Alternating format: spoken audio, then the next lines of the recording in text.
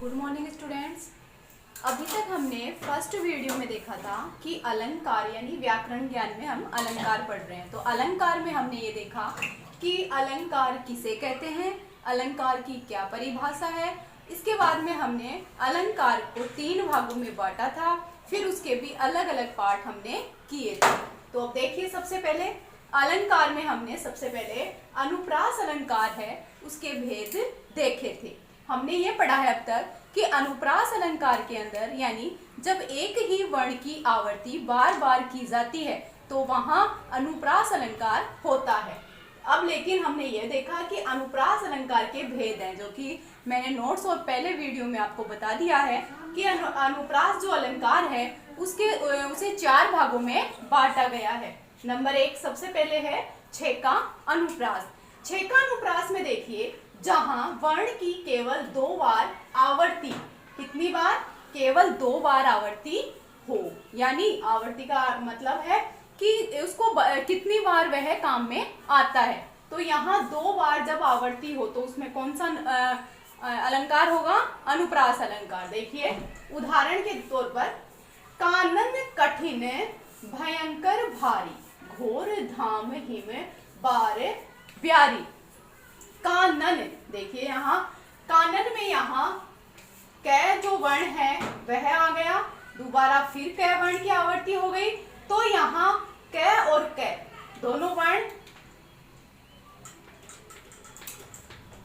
अर्थात 2 बार इसकी आवर्ती हो चुकी है।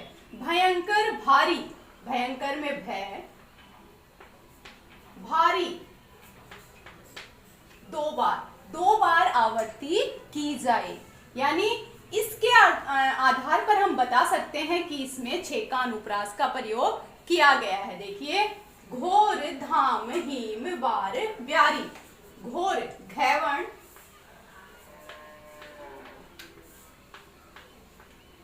दो बार आवर्ती है बार ब्यारी,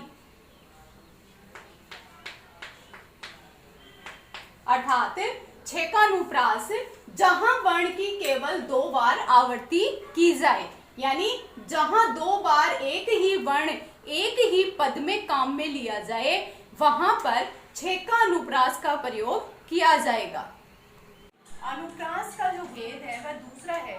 देखिए, प्रत्यय अनुप्रास, जहां वर्ण 2 से अधिक बार आए, यानी पहले में अभी हमने पढ़ा कि जब एक वर्ण से अधिक अर्थात 2 बार ही आए तो उसमें वहां हमने उस अलंकार के बारे में देखा था। लेकिन इसमें वृत्तानुप्रास में देखिए, जहां 2 से अधिक बार वर्ण की आवर्ती कितनी बार हो, 2 से अधिक बार। उदाहरण देखिए, विरति विवेक विमल विज्ञाना, विरति व विवेक व विमल व विज्ञाना व। अब देखिए यहाँ जब वह वर्ण है उसकी आवर्ती 1 से अधिक बार, यानी 2 से भी अधिक बार हुई है, 1 2 3 4 और 5 बार यह वर्ण आ चुका, तो यहाँ वर्ण की आवर्ती 2 से अधिक बार होने के कारण इसमें प्रत्ययानुप्रास का प्रयोग किया गया है। अब इसी का जो तीसरा है वह है श्रुत्य अनुप्रास, उसका अब हम देख। तीसरा है श्रुत्य अनुप्रास, जहां एक उच्चारण स्थान वाले बहुत वर्ण हो, यानी जहां एक ही उच्चारण का जो है वर्ण वह बहुत बार काम में लिया गया हो। जैसे तय है वह आ चुका है, फिर इसके बाद में स वर्ण है वह आ चुका है, फिर इसके बाद में स वर्ण की आवर्ती यहाँ हो गई और फिर यही स वर्ण दोबारा से आ गया। तो इस प्रकार से यहाँ स वर्ण की बार बार में आवर्ती हुई है, यानी जहाँ एक उच्चारण स्थान वाले बहुत बार वर्ण काम में आ गए हो। देखिए 4 नंबर पे जो है अंत्या अनुप्रास, उसके बारे में हम देखेंगे।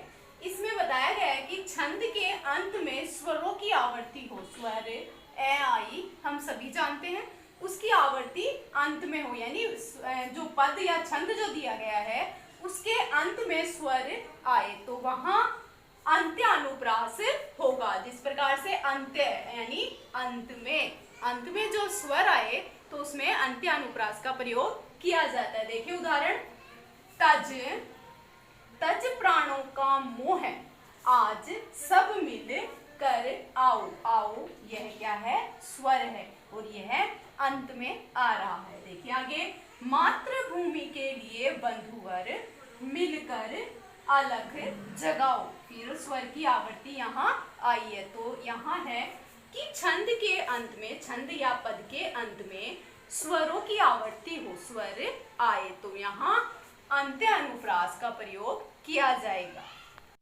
5वें नंबर पर है लाटा अनुप्रास। देखिए इसमें जब कोई पद ज्यों का त्यों पुनः लिखा जाता है परंतु उसके अर्थ में कोई परिवर्तन नहीं होता, यानी उसके अर्थ में कोई परिवर्तन नहीं होता, वह जैसे के जैसे जैसा लिया गया है बिल्कुल वैसा का वैसा लिखा जाए तो यहाँ लाटा अनुप्रास का प्रयोग किया जाता है। देखिए, पूत कपूत तो क्यों धन संचय, पूत सपूत तो क्यों धन संचय।